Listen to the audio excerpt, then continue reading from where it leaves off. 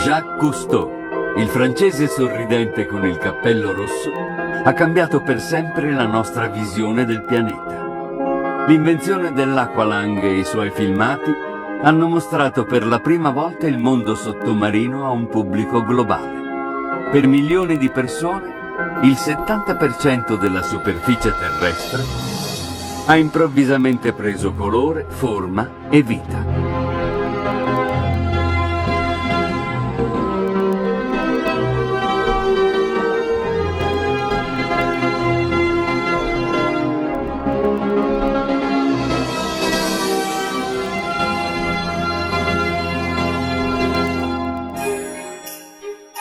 Prima di Jacques Cousteau e i suoi filmati, per la maggioranza delle persone l'oceano era una superficie piatta e sconfinata, riservata principalmente a militari, scienziati, navi cargo e ai fortunati che lo navigavano per diletto. Per gran parte della sua storia, l'uomo ha contemplato le acque sterminate e le onde incessanti, fantasticando su cosa ci fosse sotto. Tesori sommersi e mostri, e si è avvalso di ingombranti attrezzature per immergersi a fatica. Le invenzioni pionieristiche e l'insaziabile curiosità di Cousteau hanno cambiato tutto questo.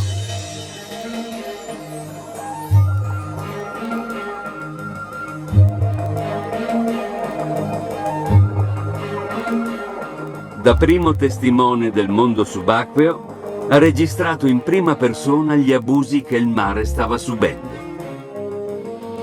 Soltanto 27 anni dopo la sua invenzione dell'Aqualung, ha provato ad avvertirci. Stiamo assistendo alla distruzione dell'oceano a causa di inquinamento e altro. Se nulla verrà fatto oggi, tra 30, 40, 50 anni sarà la fine di tutto. Purtroppo il suo monito ora suona come una profezia. 2/3 della popolazione dei grandi pesci predatori è andata. Il 75% delle aree pescose è ipersfruttato. 3/4 delle barriere coralline sono in pericolo. Poche persone hanno colto l'allarme di Cousteau, ma c'è ancora tempo per cambiare. Jacques Cousteau era anche mio padre e nel centenario della sua nascita sono onorato di ripercorrere la sua avventura e il lascito da lui donato, non solo ai suoi eredi, ma a tutti noi. Voglio ricordarlo nelle vesti di pioniere visionario.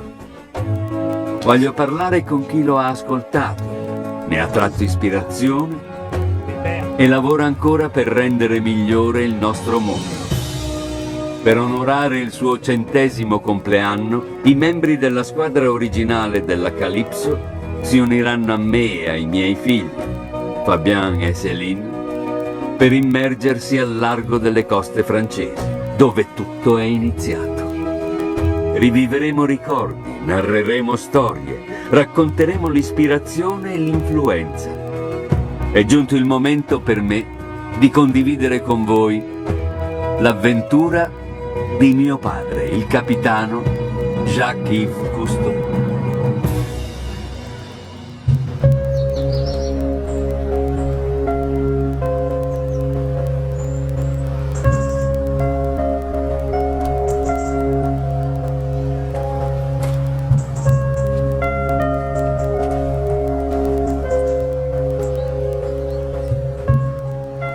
Quando ero piccolo sono cresciuto qui e stare qui mi fa tornare in mente quello che diceva sempre mio padre: la gente protegge ciò che ama. Questo significa che è necessario capire, perché non puoi proteggere ciò che non capisci. E tale missione è nata dal fatto che da piccolo, insieme a mio fratello, a mia madre e a mio padre, praticavo l'immersione subacquea e lo snorkeling. In origine esploravamo per scoprire, per vedere cose nuove. E la preoccupazione per l'ambiente è sorta dalla trasmissione di quelle informazioni, dalla comprensione e osservazione di quanto l'uomo avesse consumato, danneggiato, rovinato. E questo lo dobbiamo a Jacques Cousteau.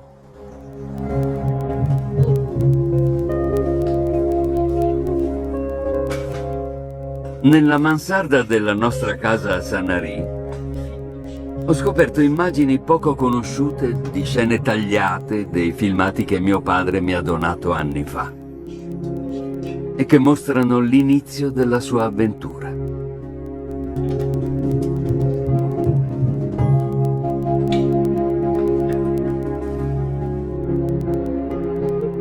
Il cosiddetto mondo sommerso di Jacques Cousteau ha avuto una partenza difficile qui nel sud della Francia nel 1938, dove mio padre andava a pesca con gli amici Frédéric Dumas e Philippe Taillez. Il suo desiderio era quello di guidare gli aeroplani per la marina francese e stava per diventare pilota quando il suo sogno si è infranto in un incidente automobilistico. Mesi in ospedale e la decisione di amputargli un braccio mal ridotto. Lui si è rifiutato e ha fatto da solo la riabilitazione nuotando nel Mediterraneo, dove ha conosciuto Taillez e Dumas. Per molte persone l'incidente sarebbe stato la tragedia della loro vita. Mio padre invece la definiva la sua fortuna.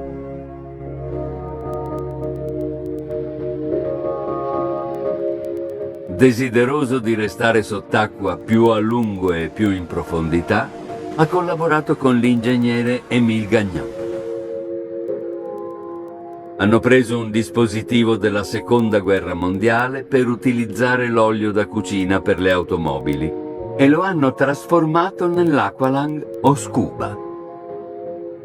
Il sistema Cousteau-Gagnan ha permesso a questi francesi di nuotare e respirare liberamente sott'acqua per la prima volta.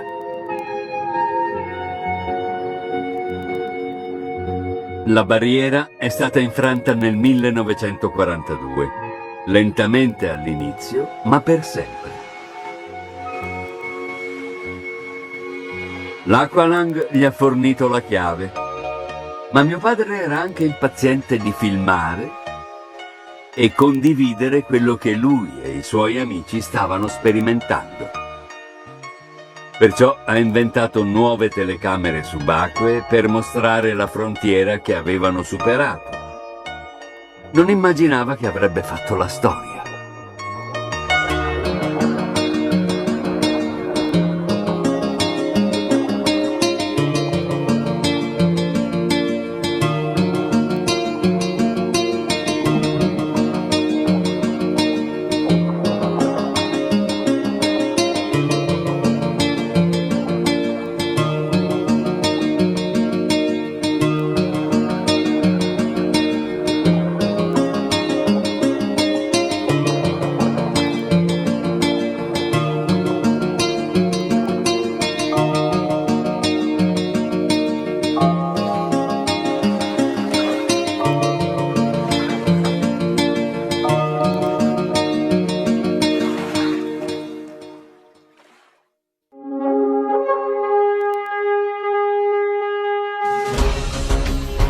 Nel 1950 l'inglese Noel Guinness ha donato a mio padre un dragamine ribattezzato Calypso per la cifra simbolica di 1 franco all'anno. Calypso, La nave che sarebbe stata usata per condurre ricerche oceanografiche e riprese. A quel punto, Jacques Cousteau ha formato una squadra di giovani subacquei e tecnici. Un gruppo senza troppa esperienza in mare, ma con la passione per l'avventura. Si sono lanciati verso l'orizzonte e l'ignoto, inventato ciò che gli serviva, come un sommergibile biposto, scooter subacquei e postazioni sottomarine per testare i limiti umani sott'acqua. La squadra è diventata ben presto una famiglia per me e per tutti noi. L'eroina non celebrata della vicenda è Simone Cousteau, mia madre, figlia e nipote di ammiragli francesi. Il capitano non ufficiale della Calypso, una donna innamorata del mare e di mio padre. Si è nascosta alle telecamere, ma ha trascorso a bordo della nave più tempo di mio padre, di mio fratello e di me messi insieme. La Calypso era casa sua. La ciurma erano i suoi ragazzi. E lei era il cuore pulsante di gran parte del successo di mio padre. Il suo braccio destro per quasi mezzo secolo è stato Albert Falcó. Diver, confidente e infine capitano della Calypso. Godeva della totale fiducia da parte di mio padre. A 84 anni continua a immergersi, a filmare e a lottare per le generazioni future e la creazione di riserve marine. Avevo 20 anni, sognavo di viaggiare e sono partito. Mi ero arruolato per un mese, ma quel mese è durato più di 37 anni.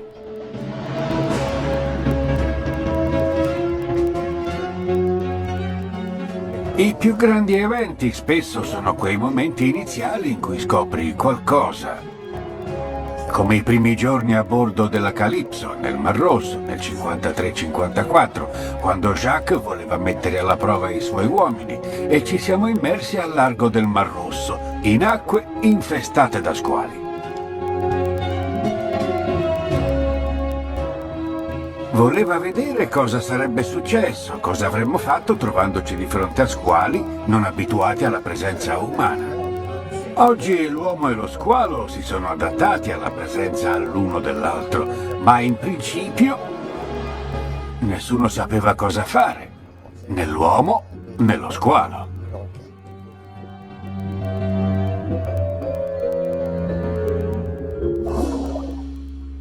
È vero che all'inizio Cousteau ha mostrato la bellezza del mare, ma poi ha preso coscienza dei problemi e ne ha parlato. Ha creato una consapevolezza che prima non esisteva e in gran parte è grazie a lui che oggi difendiamo così appassionatamente il mare. Dobbiamo creare aree marine protette, è la mia missione, nata grazie al Pacha, il capitano Cousteau.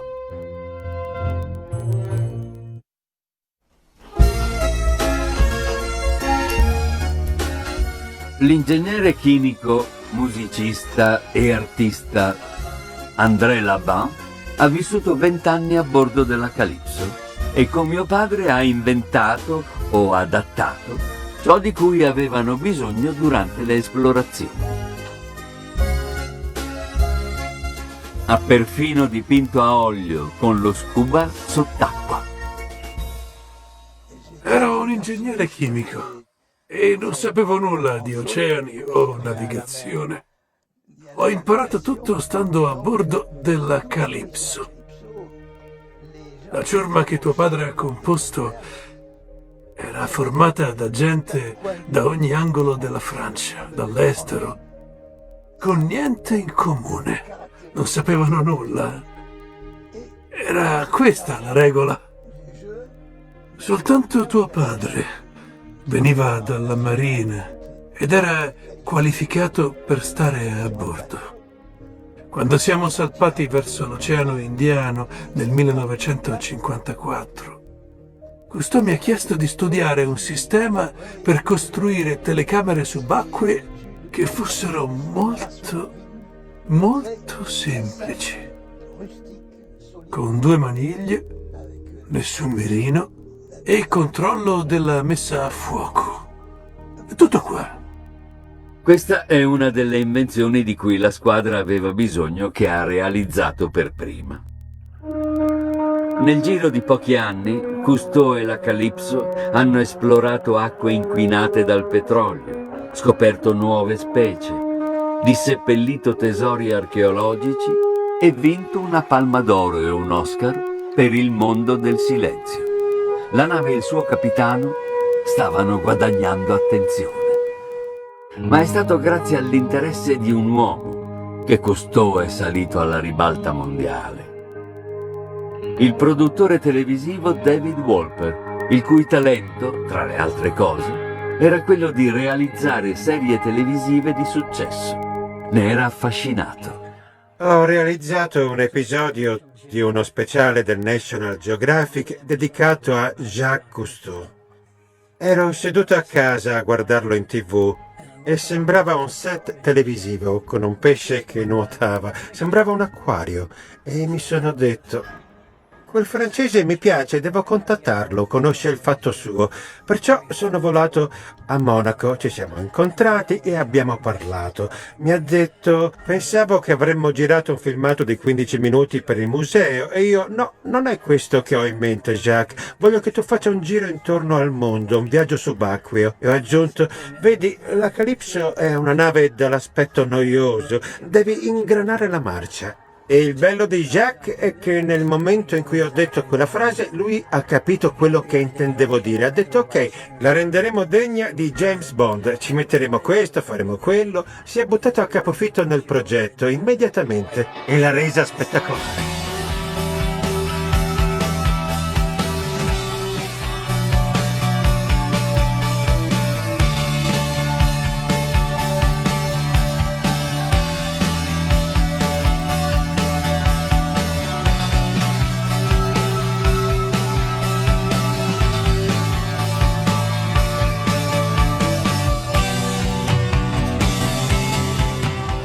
Aveva deciso che la sua missione fosse la salvaguardia del mare.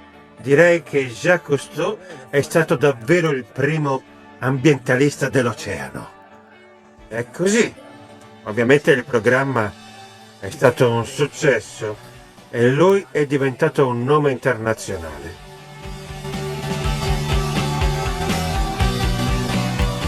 Sono entusiasta di aver fatto conoscere questo grande uomo al mondo. A tenere viva l'attenzione mondiale su Cousteau è stato 20 anni dopo un altro uomo famoso, Ted Turner, pioniere dei media e filantropo, conosciuto come capitano oltraggioso per le sue vittorie nella World Cup di vela, poi fondatore della CNN. Il nostro intento è coprire tutte le notizie 24 ore su 24 e, dovendo essere in onda per tutto questo tempo, continuamente, trasmetteremo a partire dal 1 giugno e, salvo problemi di satellite nel futuro, lo faremo fino alla fine del mondo. Turner ha riconosciuto il valore del messaggio di mio padre e nel 1981 ha collaborato con noi per portare la serie The Rediscovery of the World nei televisori di tutto il mondo, in un'epoca in cui i mari erano sotto assedio. Amavo il suo messaggio per i diritti di chi non era ancora nato, delle prossime generazioni.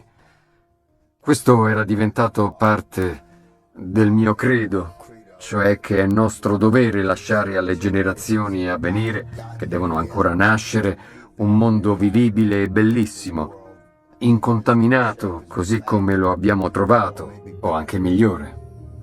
Sì.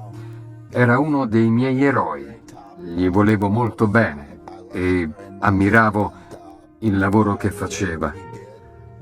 Ho raggiunto molti traguardi nella mia vita, ma essere suo amico e conoscerlo è stato uno dei più grandi onori e piaceri che abbia mai avuto. Mi manca moltissimo, ancora oggi. Quella che era iniziata come una grande avventura nell'oceano era diventata una missione più ampia. che aveva catturato l'attenzione dei leader mondiali.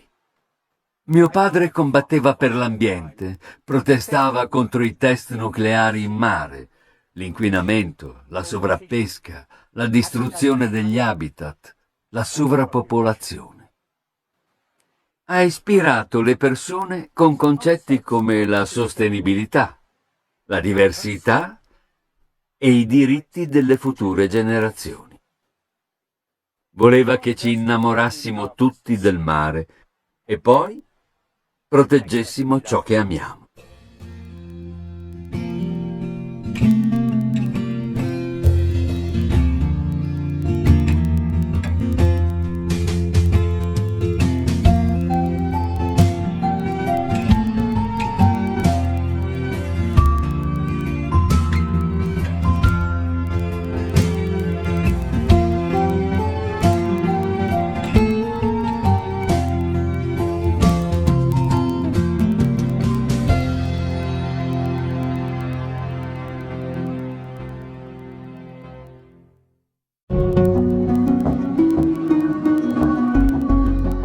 Grazie alla televisione, Jacques Cousteau è diventato la persona più conosciuta del mondo.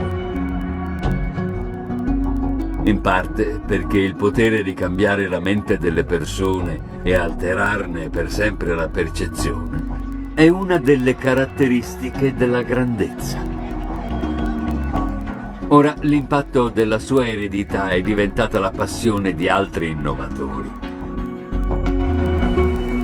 Da presidente dell'ex Unione Sovietica, Mikhail Gorbaciov è in seguito diventato un improbabile ambientalista che ha fondato la Croce Verde Internazionale ed è stato ispirato dall'opera di mio padre.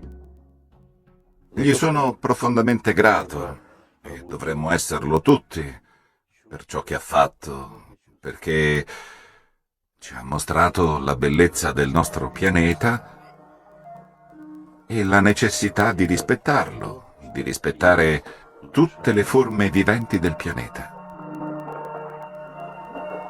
Ritengo che grazie a lui sempre più persone sono ora consce della situazione che abbiamo di fronte per quanto riguarda la natura e l'ambiente.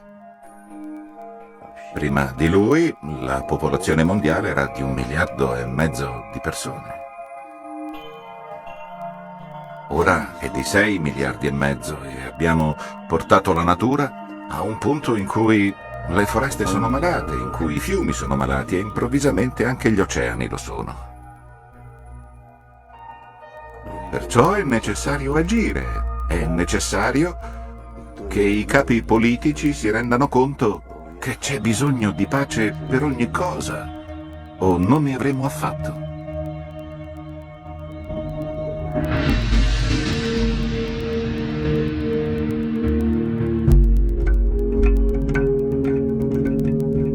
La dottoressa Sylvia Earle è anche lei una pioniera dell'oceano, ex scienziata della NOAA, esploratrice degli abissi, ecologista, educatrice e amica sia di mio padre che mia. Ero in Florida quando ho sentito parlare di un libro. Questo libro, Il mondo silenzioso. Dovevo averlo assolutamente. Cosa posso dire? Ero già innamorata dell'oceano, ma ora potevo sapere com'era stare nelle sue profondità, com'era usare questa magnifica attrezzatura chiamata scuba, poter letteralmente volare sott'acqua, stare in piedi su un dito, come definiva Jacques Cousteau la sua esperienza. Perciò io dovevo averlo. Una delle ragioni per cui io personalmente e il mondo in generale siamo debitori verso Jacques Cousteau e verso lei, Jean-Michel Cousteau, è che avete comunicato ampiamente la conoscenza, la sintesi di quello che gli scienziati hanno impiegato anni a scoprire e l'avete mostrata al pubblico. E avete detto, ecco, queste sono le conseguenze. Avete connesso le persone con informazioni critiche, non soltanto per la salute dell'oceano, ma per la sopravvivenza umana. Siamo a un punto di svolta. Questo momento storico forse è il più importante di tutti nella storia dell'uomo, perché per la prima volta stiamo affrontando i limiti di ciò che possiamo fare su questo pianeta, di quanto possiamo pressare i sistemi naturali che ci tengono in vita. Ma la conoscenza è lì e questo mi dà un motivo per sperare. Il regista e scrittore James Cameron ha una storia d'amore con il mare ed è famoso per la capacità di proiettare la propria immaginazione sul grande schermo. Offre un tributo speciale a mio padre. Probabilmente se sono qui e faccio questo mestiere, ho seguito questo percorso di vita, è grazie a quello che lui ha insegnato a noi, al mondo. Nel 1968 e negli anni a seguire, con i suoi speciali Il mondo sommerso di Jacques Cousteau.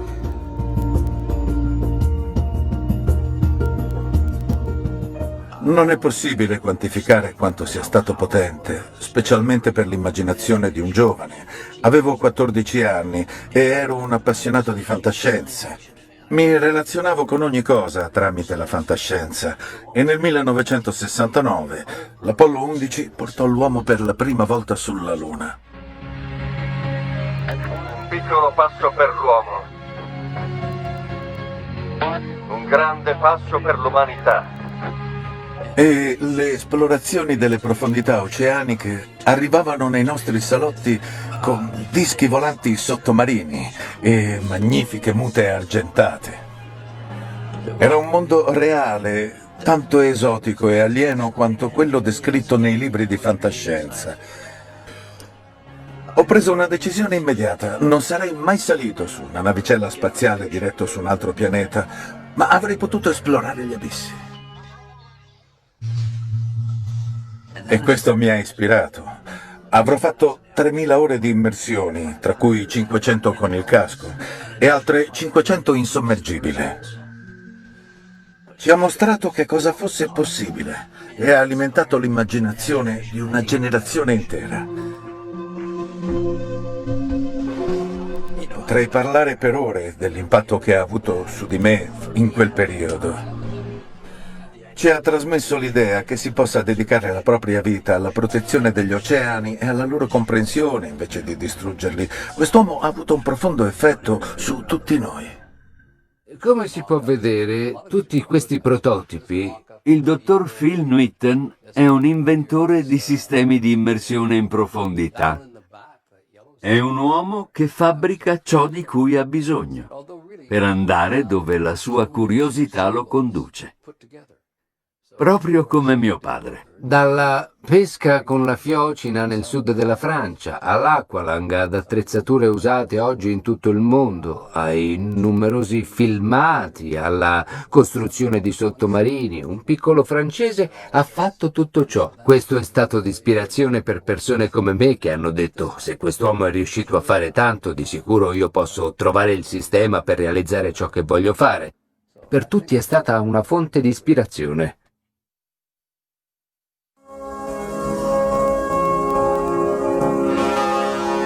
A lavorare a più stretto contatto con mio padre sono stati gli uomini e le donne dietro le telecamere, i quali avvertivano la sua influenza e percepivano l'emozione dell'avventura.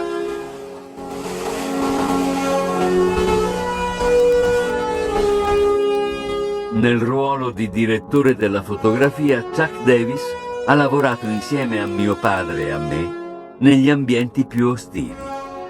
Eppure non ha mai mollato, catturando momenti che nascono solo dall'intima conoscenza dei suoi soggetti.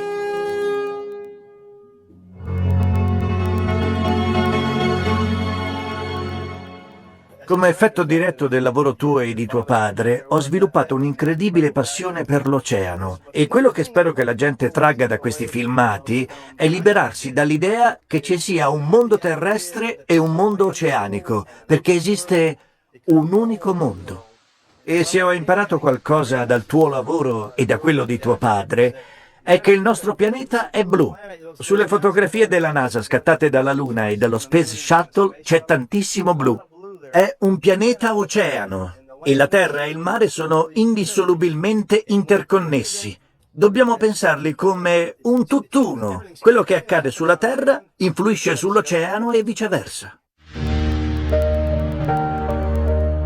Non abbiamo mai lavorato con un cineoperatore più paziente di Michel Deloire. Non usciva dall'acqua finché non era certo di aver ripreso qualcosa di unico o sorprendente.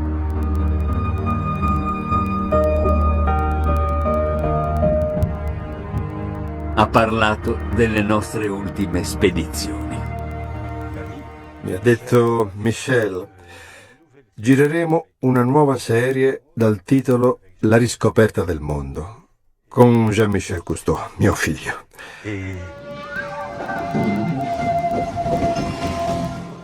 Il tema principale di ognuno dei filmati nasce dall'opportunità a noi offerta per via della nostra reputazione di incontrare capi di Stato di diversi paesi nei quali stiamo apportando il nostro contributo. Vogliamo influenzare, ovviamente, le decisioni prese a livelli più alti, ma anche rendere il mondo intero consapevole dei problemi che potrebbero non conoscere anche nel loro paese. È sempre presente nei miei ricordi. Ora, fortunatamente, contiamo su di te per portare avanti la missione. Il mio amico di vecchia data, Dick Murphy, ha collaborato come scienziato ed ecologista con mio padre ed è stato tra i primi biologi marini a vedere il mondo dalla prospettiva di Jacques Cousteau. Gli ho chiesto cosa penserebbe oggi mio padre. Sarebbe inorridito quanto te dall'inquinamento da petrolio nel Golfo del Messico. Sarebbe inorridito dagli agenti inquinanti presenti nelle balene, da quelli che tornano a noi con il tonno che mangiamo. Tutti questi soggetti, tutti questi problemi ambientali non sono nuovi. Sono cose di cui lui parlava, di cui voi parlavate già 30-40 anni fa. Dall'altro lato sarebbe decisamente contento di vedere che il concetto di sostenibilità ed energia verde e aree marine protette sia stato colto. Sono molti i messaggi di speranza e gli esempi positivi, molti di più rispetto a 30-40 anni fa. La sfida maggiore è quanto possiamo toccare le persone nel profondo, quanto possiamo far loro sentire un legame personale, biochimico, evoluzionistico e ambientale con altre specie non umane. Qual è la sfida? Arrivare al loro cuore, così come alla loro testa. Abbiamo fatto un ottimo lavoro con la testa e ora l'obiettivo sarà toccare il loro cuore. Poche immagini dell'oceano catturano il cuore meglio di quelle scattate da Bob Talbot, l'eminente fotografo subacqueo cresciuto con le avventure di Cousteau. Ogni bambino voleva essere Jacques Cousteau, ogni bambino voleva stare a bordo della Calypso. Per questo ho iniziato a fare snorkeling e dopo qualche anno a fare immersioni. E l'anno successivo ho comprato la mia prima videocamera. Quando sei nell'oceano puoi sentire e vedere l'opera del capitano Cousteau. Vorresti abbracciare il mondo e dire: guardate questo spettacolo, dovete guardarlo, apprezzarlo, proteggerlo, valorizzarlo. Chi avrebbe potuto fare di più di tuo padre? Ci ha mostrato il mondo sommerso, ci ha fatto innamorare dell'oceano, del pianeta, ha collegato i puntini. Ci ha inviato tutti i messaggi che dovevamo ascoltare e non abbiamo reagito, o comunque non lo abbiamo fatto abbastanza. Quello che il capitano Cousteau direbbe oggi è che dobbiamo passare da ciò che è comodo a ciò che è efficace. Abbiamo avuto un'opportunità rara, un'opportunità unica, quando abbiamo avuto il tempo e la conoscenza per cambiare gradualmente sistema e fare la differenza, ma li abbiamo sprecati. Ora siamo in crisi, ora dobbiamo compiere azioni significative, magari molto più estreme rispetto a quelle necessarie in passato. E dobbiamo farlo perché è il futuro dei nostri figli, è il futuro del nostro pianeta. Non abbiamo altra scelta.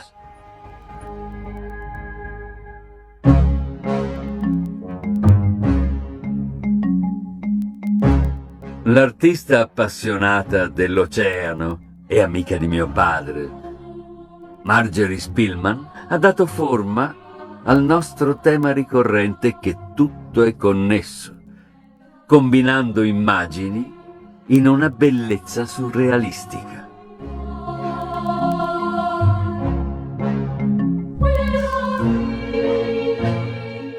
Spero sia evidente la sua impronta nelle mie opere, perché era il mio pane quotidiano. Ha illuminato il mio cammino e lo ha corroborato. Ha avuto un'influenza notevole sulla mia vita. Jacques ha avuto la capacità di concentrare la sua consapevolezza ed esperienza e poi, attraverso i media, di convogliarla nella nostra immaginazione.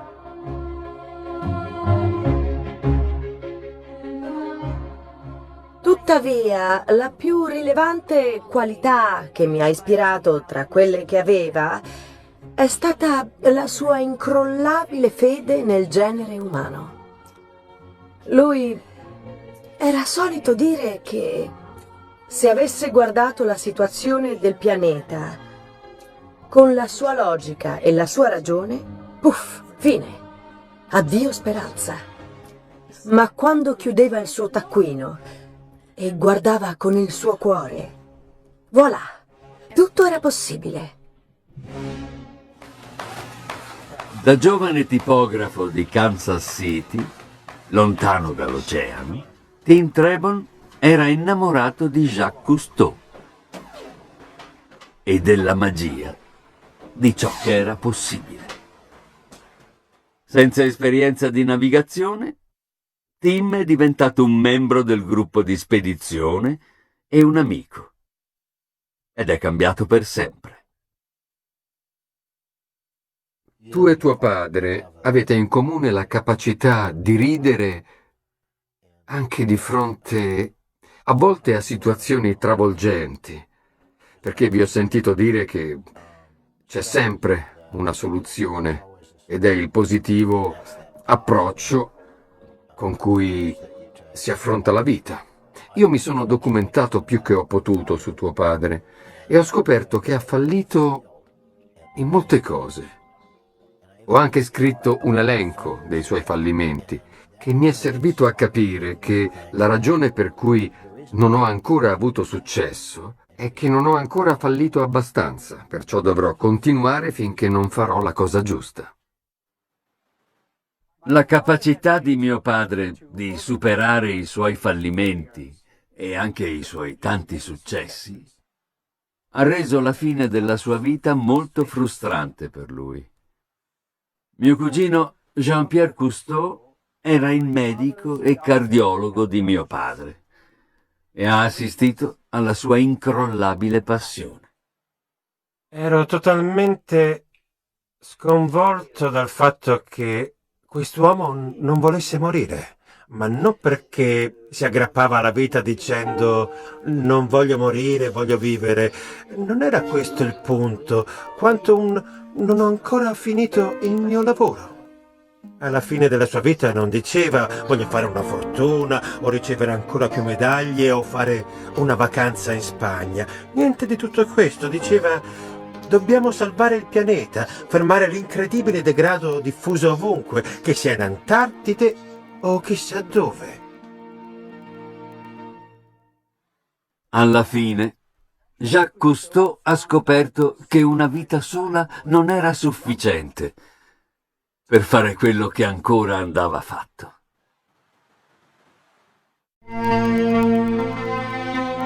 Negli anni successivi alla morte di mio fratello, mia madre e mio padre, Il lavoro ancora incompiuto è passato a me. Essendo l'unico erede adulto, spettava a me la scelta di continuare la loro opera. E l'ho fatto volentieri. Semplici concetti che io e mio padre sentivamo profondamente mi hanno motivato. La gente protegge ciò che ama. E l'idea che non possiamo proteggere ciò che ancora non capiamo.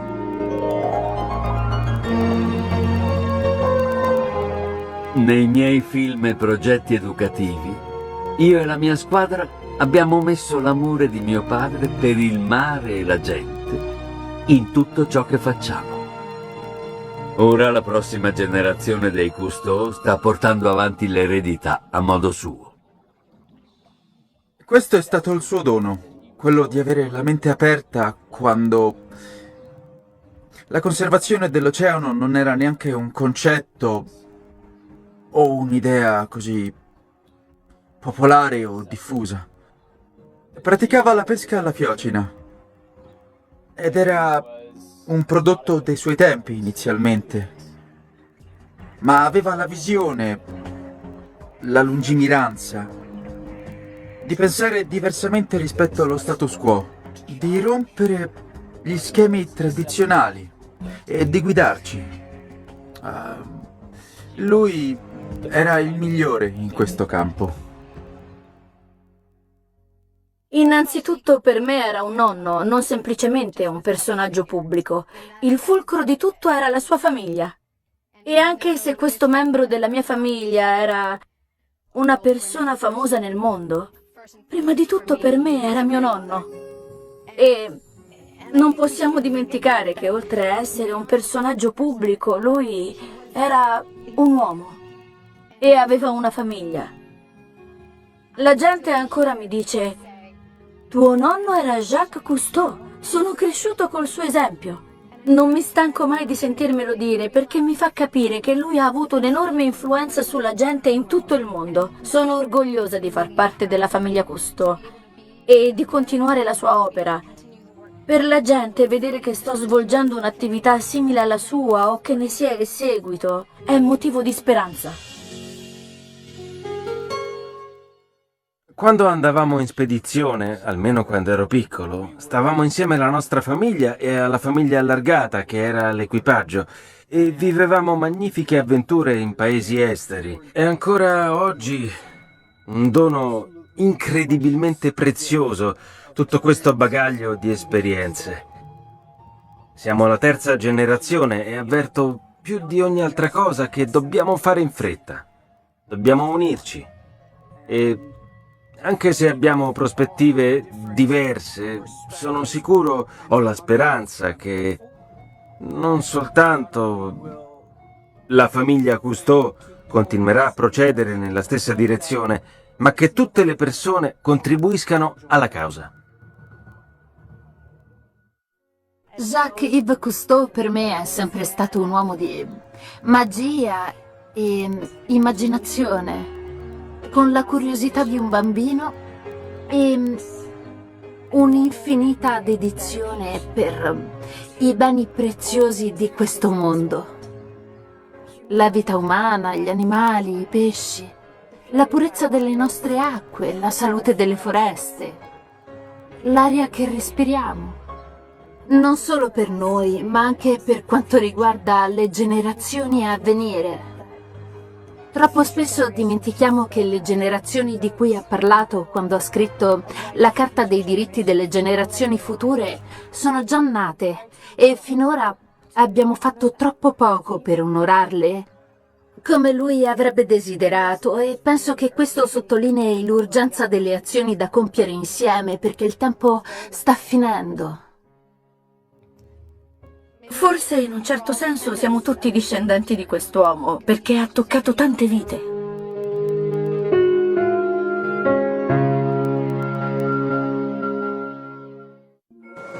«11 giugno 2010. Il giorno nel quale rendergli omaggio e mettere da parte il futuro per un breve momento. Nel 100° anniversario del compleanno di mio padre, Mio figlio e mia figlia, Fabien e Céline, e io, ci siamo ritrovati con l'ex capitano della Calypso, Albert Falcó, e altri veterani della nave. Al largo delle coste di Marsiglia ci prepariamo ad immergerci al Grand Congué, il luogo della prima spedizione della Calypso nel 1952 e il primo scavo archeologico subacqueo del mondo.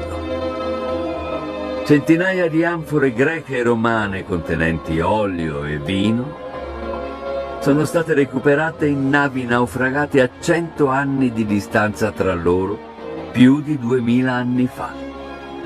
Ciò ha avviato una nuova era di archeologia subacquea e ha fatto riemergere bei ricordi. L'aubaine pour un scaphandrier, et je plongeais, agile comme la baleine, à quelle aubaine pour un scaphandrier. Pom pom. Merci Gilles.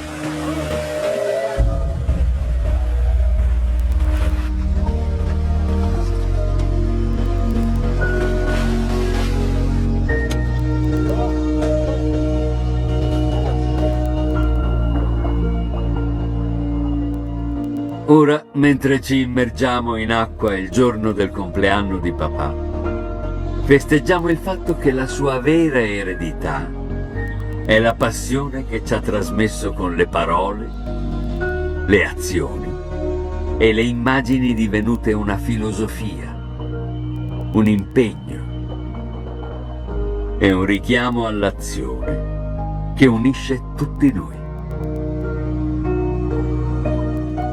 Anche il suo ultimo discorso pubblico è stato un invito a collaborare.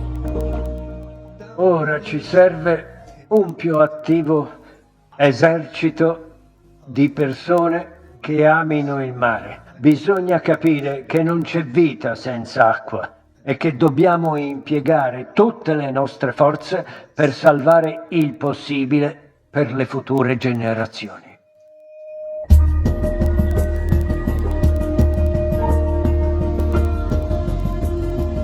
Jacques Cousteau aveva una visione che ha cambiato il mondo. L'eredità che ci ha lasciato include ancora la salvaguardia di un oceano ricco di scintillanti meraviglie, ma in pericolo. Lui sapeva che il suo lavoro non era finito. Ora è il nostro turno.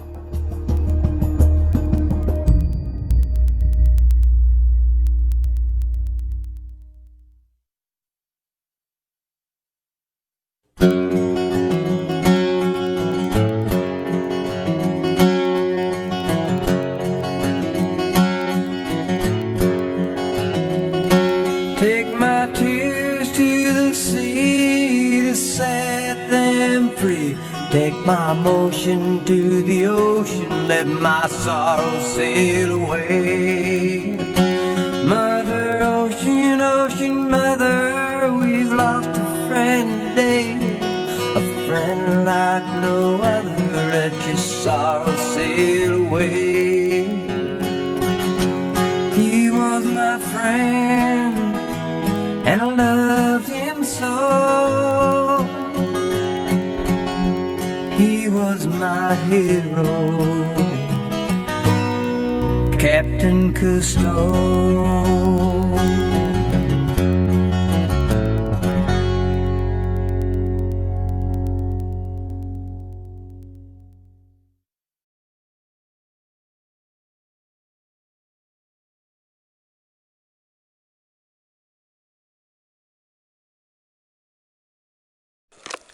Se il video vi è piaciuto mettete il like e iscrivetevi al nostro canale per non perdervi nessuno dei bellissimi filmati Bolla Blu Channel. Ciao!